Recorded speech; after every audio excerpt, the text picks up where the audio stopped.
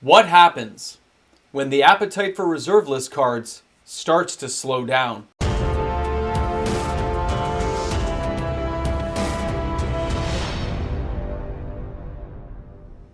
Supply and demand. Let me repeat that for you.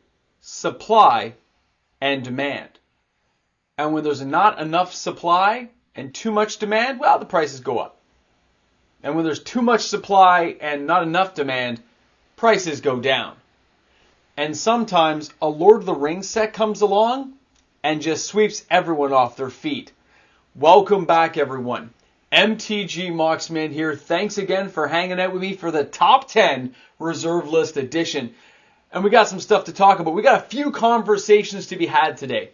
The sales overall are trending down. Everything is slowing down. I want to make you guys aware of this because if you're a person who recognizes a slowdown quick enough, you can look for pickup deals about 30 to 60 days afterwards. And this is one of those moments I knew was coming, and that's why we get to discuss it today before we look into all these top-selling cards this week. When you have new sets coming up, just like we did with Double Masters last year, there was a slowdown of reserve list sales about 120 days out. And we are with Lord of the Rings about a month away, followed by Commander Masters. People are getting ready. Hold on. We're getting ready. Costanza wallet, I know. We're getting ready to open our wallets to spend that money. And as much as people are going to say they're not doing it, they're secretly going, yeah, open my wallet. Take my money. That's what's happening. Okay, I already know. We'll have a video probably on Monday or Tuesday about it, guys, but the sales are high. The stores are getting back to me. People are buying this stuff on pre-sale. Lord of the Rings is selling very well. And Commander Masters, although there's no real heavy orders coming in, some people have even put pre-orders in for that. It's kind of interesting to watch this stuff unfold from a distance before it even becomes real and we see what the spoilers are. I definitely recommend waiting to see spoiler season come out. I still say there's going to be lots of that product available.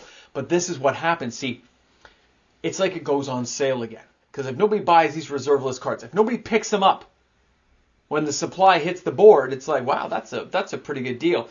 And for everyone who says they want affordable reserve list cards, these are those moments when they come along that you're supposed to pick up the cards you want.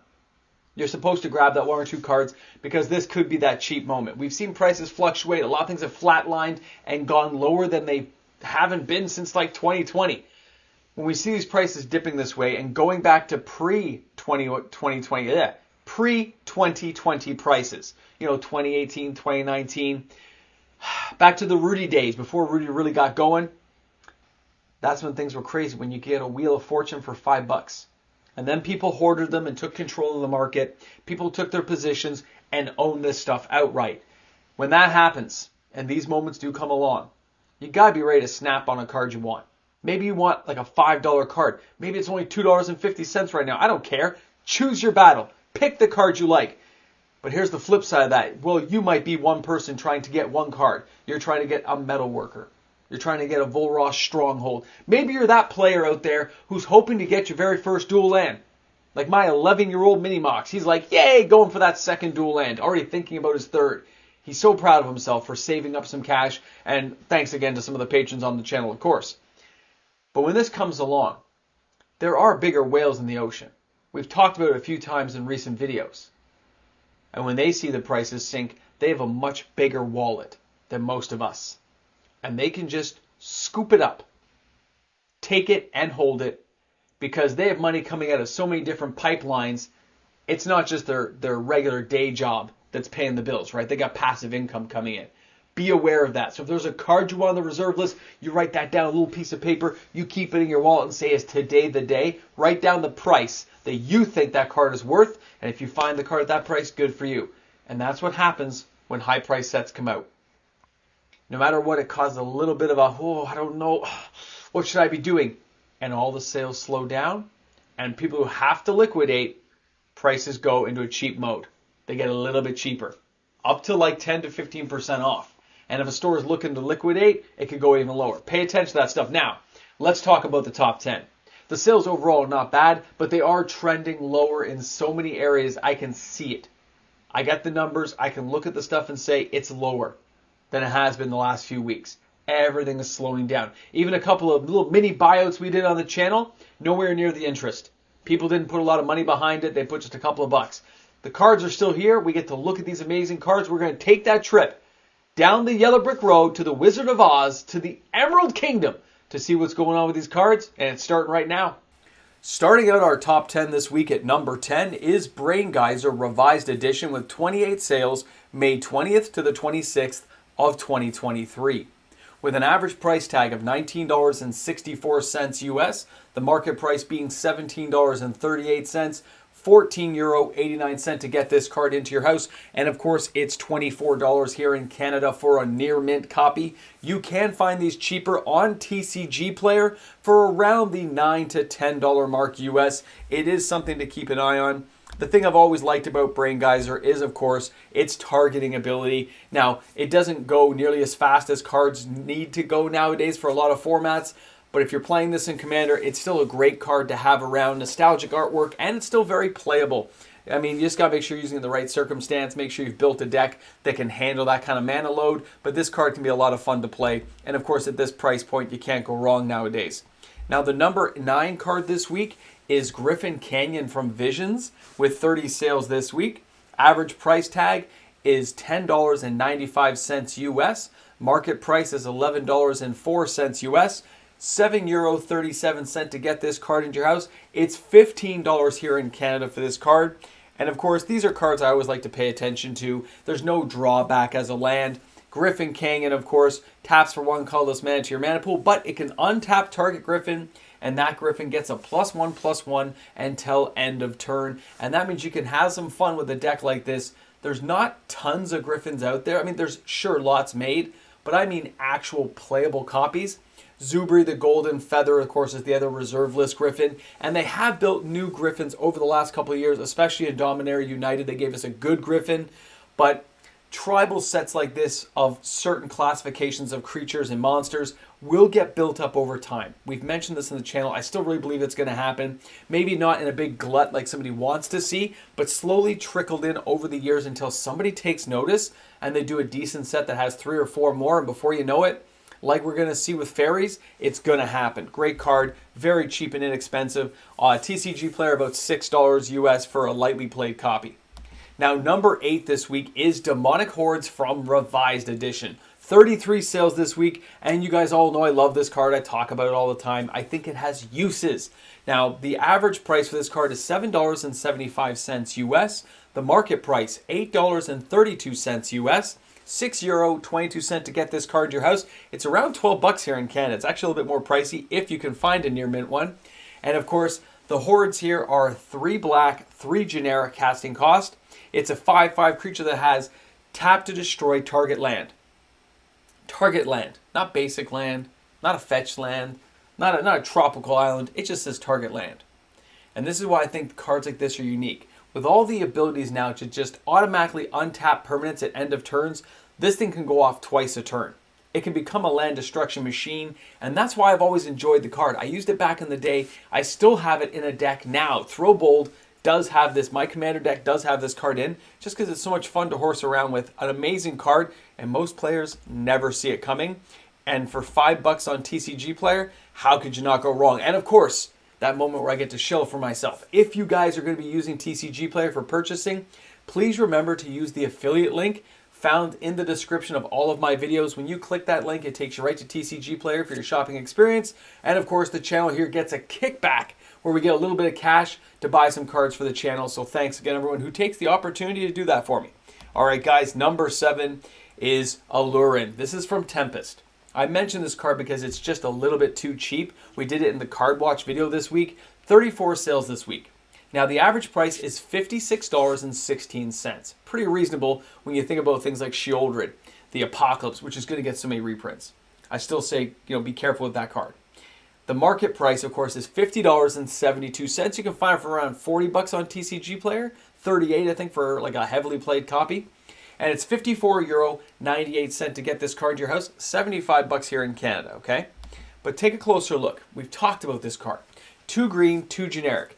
Any player may play a creature card with a total casting cost of 3 or less whenever he or she could play an instant without playing its mana cost. So you give your creatures flash. if they're 3 or less. And that's interesting because there are so many cards, so many amazing legendary creatures and cards now that are power, casting cost 3 or less. It isn't like the old days where things cost a fortune. So imagine having a mini Eureka for creatures that you can do things anytime you want.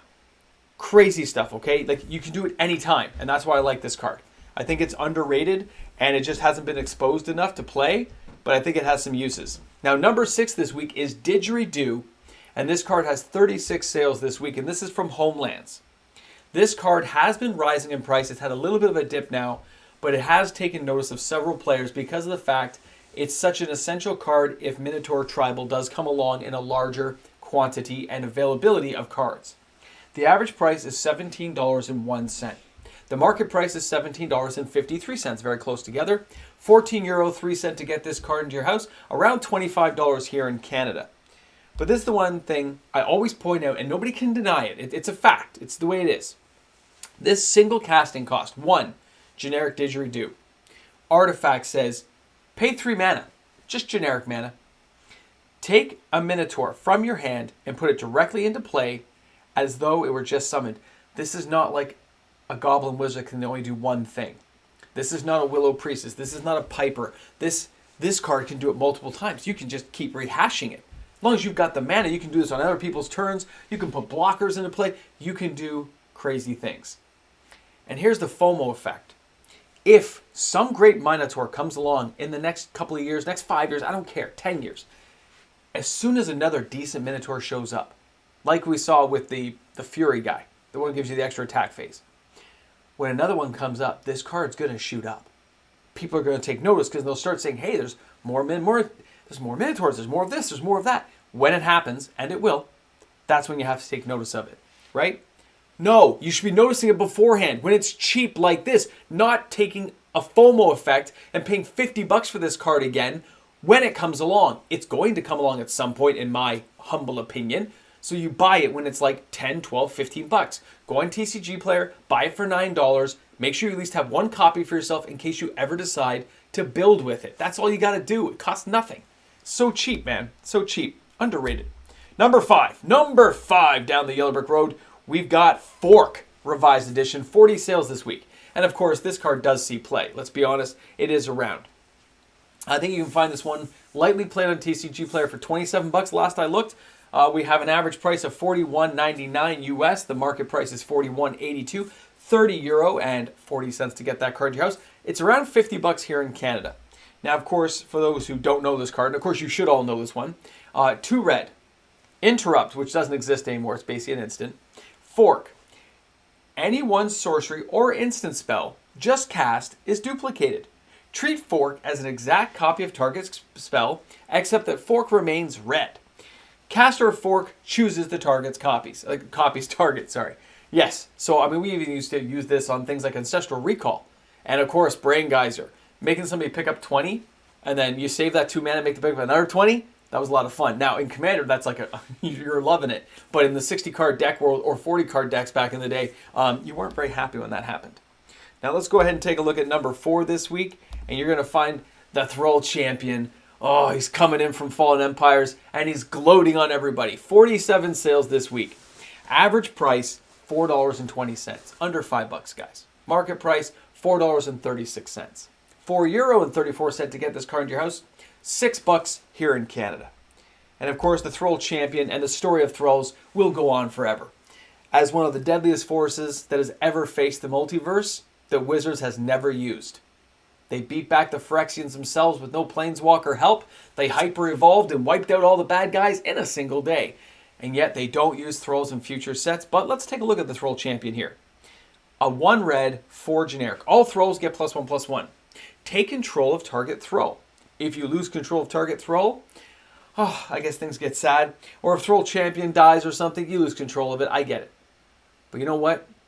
When you look at the Thrall champion card here, and you realize if they ever give us new Thralls, this card will become an essential component to taking control of other people's Thralls and doing crazy things. You can take control of shapeshifters, changelings.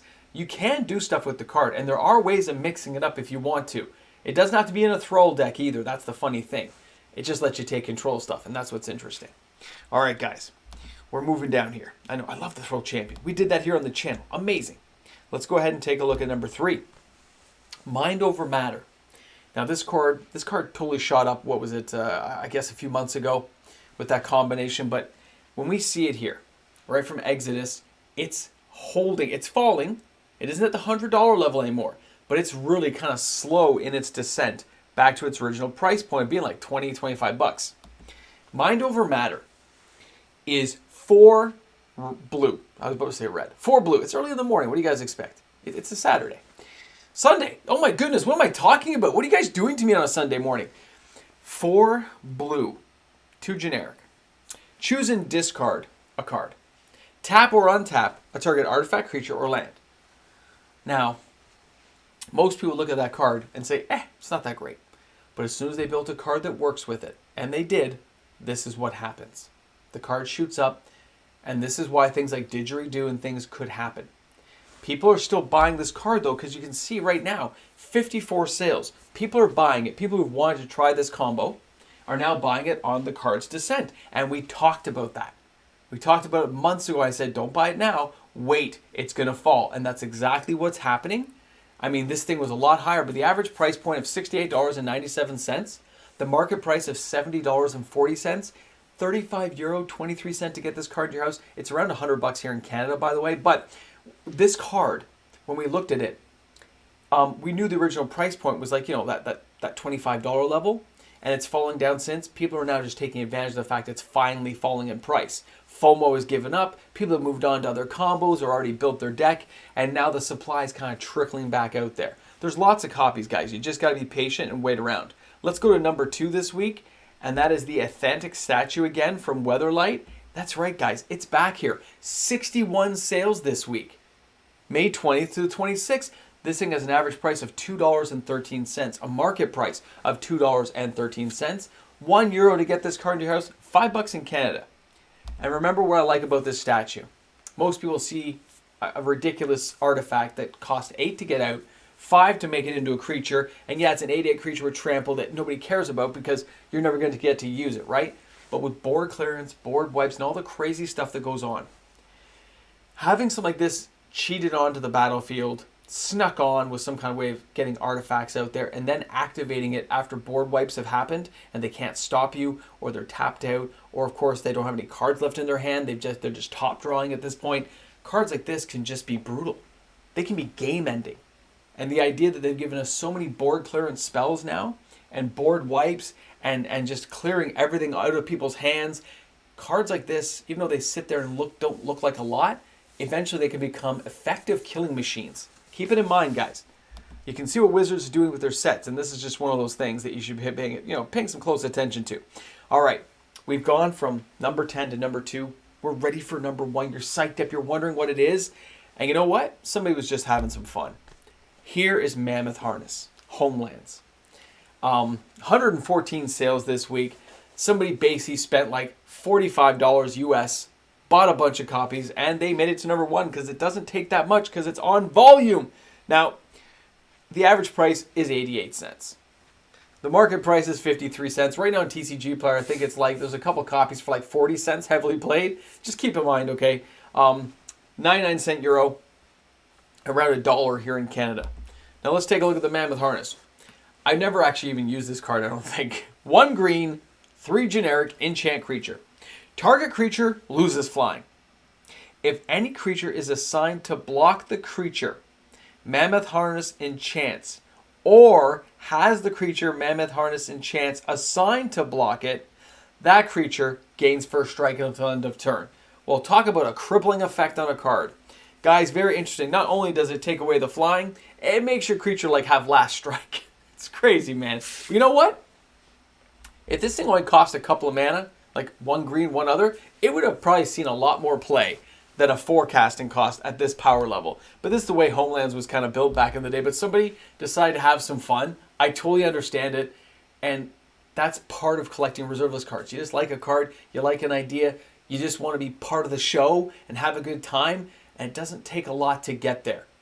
It really doesn't. There's so many cheap reserveless cards right now. We're back to almost where we were. People can just have some fun, buy some cards very cheap, and build small positions in very obscure, strange fun cards. Guys, thanks a lot for hanging out with me today. Thank you for allowing me to entertain you each and every day of the week with daily uploads. And of course, looking forward to seeing you guys on the live stream. And if you're new to the channel, don't forget to give this video a double thumbs up, like and subscribe to the channel. Turn the notifications on so you don't miss my content, because we're here each and every day of the week, and I want you guys to join that magic conversation with us and join in the fun. Have a great day today. See you tomorrow.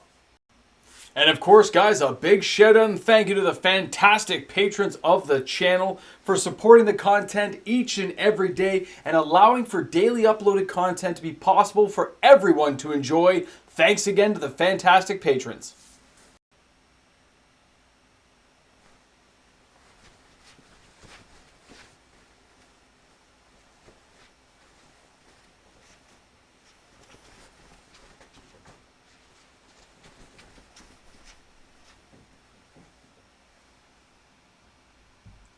When Soldevi excavation falls in price,